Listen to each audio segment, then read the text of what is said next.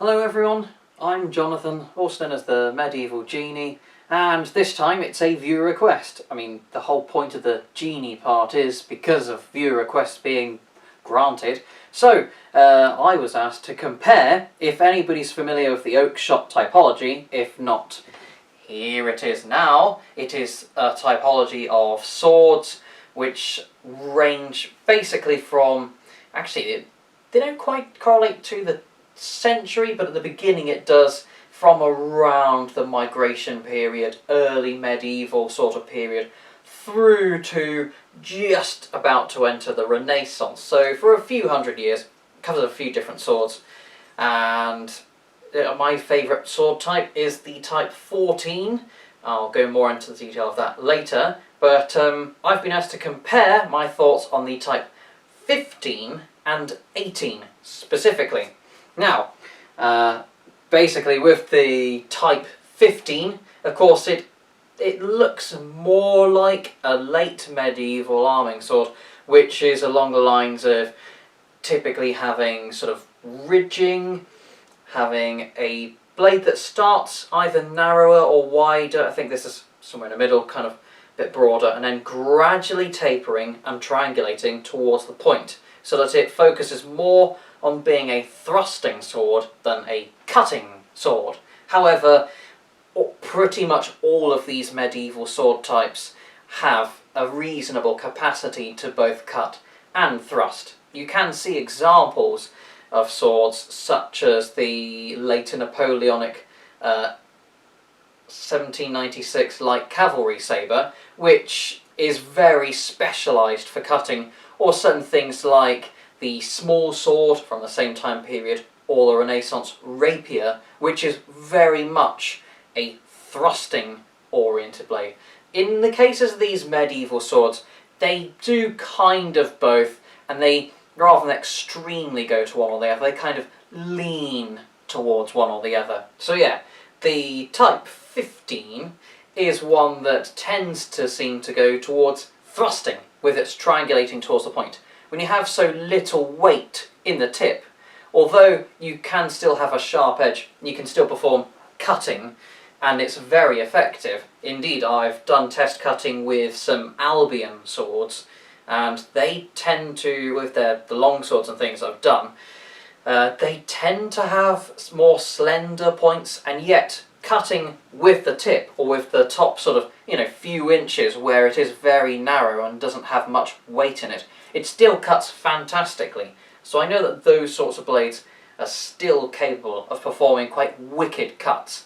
It's just that they don't quite have that chopping power, and they tend to have a bit more give and flex. You get different points of balance and tapering and all those things, but it's naturally going to end up with less weight in the very tip, and thus it is in some fashion going to be inferior in cutting, at the very least in those last few inches, but can also make it worse at cutting throughout the whole portion of the blade. But the type 18, on the other hand, has one of the things that I always love in swords, fullering, which is bonus points. The sword I have in my hand is neither type, but it's just an example of a medieval sword. You'll see it does have fullering in there, grooves heading up most of the length of the blade, and then what on a historical example would probably have some kind of ridge or spine, but because this is designed as a sparring safe sword, it's flatter so that it does more flex. You'll notice it does a lot of this wobble. But historical examples designed for lethality, in areas that don't have fullering, would have a spine, and the difference between fullering and a spine is that the fullering can still make it nice and stiff as a blade, but it takes a lot of weight out for keeping a broader blade, and I can hardly explain the science behind why, but broader blades of the same weight, if you have the same, amount of material, if you stretch it further into a broader blade, it ends up getting better at chopping. But even beyond the fact that it tapers more gradually, so it's less like an axe edge, which would be kind of like, this, it sort of becomes more of an acute point. even beyond that, actually widening a blade further and then having a sort of almost hollow section in the middle with grooves like this fullering can increase the cutting even further, despite the fact that it still does the same kind of, angle of the edge. Again, I don't know the exact science behind it, but it tends to be that those broader blades, with a bit of weight taken out the centre and then gradually tapering towards the very edge of the blade, tend to be the absolute best at cutting. And I find that's why I like fullering actually. With a stiff spine on the other hand, because it's got that much thickness right in the very spine itself, it tends to flex less along the length it's flat. So this blade is, of course, like I said, it doesn't have a spine, not much of one. It gets a bit of a thicker spine, and it gradually tapers out. So it actually bevels, this blade, it bevels towards the edge along here. But then when we get to about here onwards, it still does that, but much more subtly. In these last bits, the last, say, 4 to 6 inches, it is practically flat. The reason this sparring blade does that is because with that flat blade, it flexes more. So it stands to reason that the opposite can be the case, where you don't have it flat, but you actually give it a distinct sort of diamond cross section with a ridge or a spine in there, and that makes it stiffer, so it flexes less, and rather than it being safe for sparring in a lethal sword, you've got one that will puncture, let's say you're thrusting at someone's neck, instead of it kind of flexing like this and having give, as you'll notice my sword is doing, it's flexing, which makes it nice and doesn't put as much force into the target.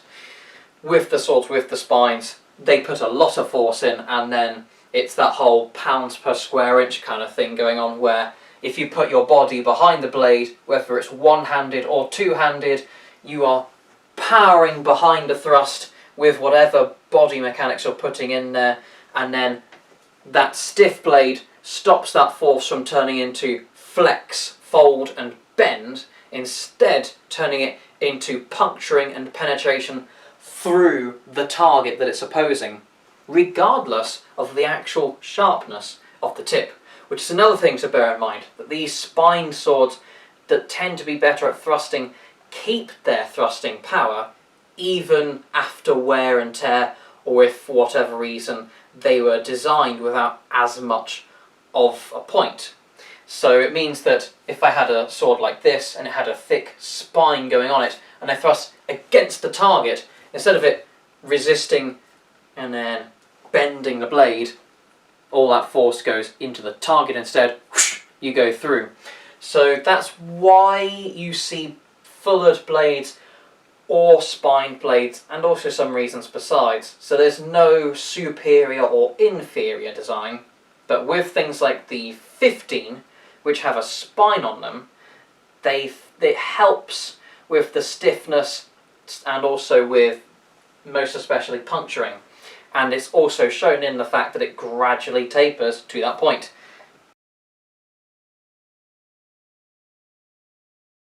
I heavily favour cutting mechanics over thrusting mechanics, and if I find myself against armoured targets, I tend to prefer weaker limbs, such as my classic hand carving, targeting the forearms, or if that's too well armoured, the hands, and even in some cases the fingers.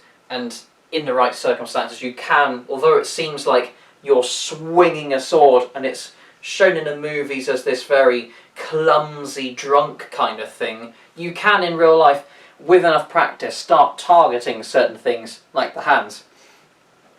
Kind of like, it was difficult to explain, if you have a large target like the torso and you're aiming for something like the heart, it kind of becomes more difficult because you see the target and then you just aim for it. With something like the hands, because you're just seeing the hand, it helps you to focus. It was a weird thing I saw in archery once, where I was shown by the guy who was teaching me, and it was a large target, and of course I wanted to hit the inner rings, and when I was aiming for it, I found it more difficult to hit the centre. So he gave me this other one for instinctive archers, which was a smaller disc target, and I found myself hitting closer to the centre more frequently because of the fact that there was less to aim at. Very weird, but I find the same thing happens with swords. You can target weak areas like the hands quite easily with practice. So anyway, that digression aside, yes, it's up to the individual user whether they prefer more cutting, more thrusting, or if they tend to balance themselves out for tactical purposes, deliberately doing a mixed portion of both. Or even, you know, they're adapting to an opponent and cut or thrust tends to work better against their chosen opponent. Those factors around. So those different swords help with those different problems. Kind of like different tools. You know how you have different hammers, and a claw hammer works differently to a club hammer. They're not superior or inferior, they're just designed for different tasks, even though technically they're still the same object. A hammer is a hammer, a sword is a sword. But with the Type 18, with that broader blade, the fullering, and less of a taper going on, it means that it favours itself towards having better cutting, especially in its top portion. So if you look at certain blades, I mean there's even, I think it's from the Majowski Bible or something like that, you see an example of a sword that takes this to the extreme and actually widens at the tip, like some falchions do as well. And that forward weight creates an effect a bit like an axe, where because the weight is there's more focus of the weight distribution at the top. When you chop with that top portion of the blade, it delivers for the same strength that the person has and the same force they put into their weapon. More of that goes into the target. And that's why having that extra weight in a top portion, although obviously it means it's not as narrow so it doesn't stab as easily, that weight in the top portion means that it chops better, and whilst not necessarily having to be heavier. Again, these aren't clumsy weapons for television barbarians with muscles on their arms bigger than my entire legs. These are swords designed for all kinds of people, even if maybe not always as unfit and out of shape as me. Certainly they were designed for real humans, not superhuman people, including bearing in mind that swords are not just for war and soldiers. They are often carried as sidearms, but also for civilian purposes. So you might, for example, have someone who has, a merchant, for example, or a traveller, or even someone in their own village, someone who just feels, maybe even if they're never going to use a sword in their life, someone who feels the need to have a self-defense weapon, somewhat like how the people in the United States of America open carry pistols and even larger firearms today. They, even if they're never going to use it in their whole life, they still have a weapon by their side because they feel that they might need to protect themselves. And that same sort of principle applies to swords. So you had people who carried non-military swords of the designs like I'm showing you now in the Oakeshott typology, including the 15 and the 18. Now, on a similar note to military and civilian purposes, of course, having a sword that's compact and is shorter in the blade tends to be good for civilian purposes, or in some cases in military purposes where you need that just lighter weight. You need it to be not dragging around, not taking up bulk and space with other equipment, and just in general is better, which is why you tend to see, although there's a lovely tendency for people in historical European martial arts like myself to prefer two-handed swords, and if you look at action heroes in medieval style fantasy movies, they like those big two-handed swords. They are preferred, of course, because as weapons in and of themselves, they're bigger and they're better. Yes, size does matter with swords. A longer blade means you can reach your opponent, and there's also that effect of leverage. If I have a shorter blade, there's less speed at the very tip. This, if you look at this portion of the sword here, a few inches away from the handle, notice how fast it's moving.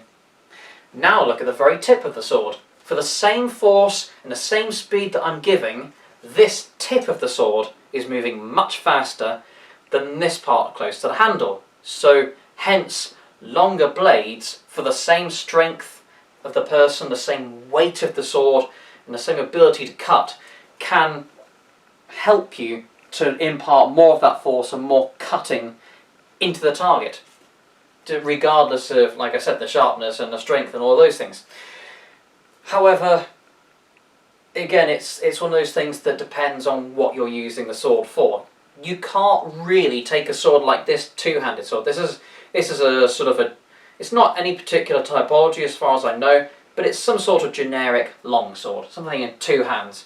If I was wearing this in my belt or in some scabbard right now, it would probably at some point start dragging along the floor, or it might knock into furniture when I turn around and these sorts of things. So in real life, not in a fantasy movie or in an action video game or something, where you actually have to carry these swords around whilst 90% of the time not even fighting of it, it's inconvenient having a long blade. It's good for the fight, not so great outside the fight. Sitting down on chairs with swords, believe me, is an annoying thing. It's one of those things where there's a reason why experienced swordsmen, when they're sitting on a bench, pro tip, sit on the corners. They don't sit in the middle. Why? Because you can sit on the edge and then a sword is just there, hanging freely. Whereas otherwise, clatter, bang, oh, sorry buddy, oh, don't sit on the blade, oh, I hate this thing on my side. It's easier having a shorter blade because it's less inconvenient for that sort of stuff.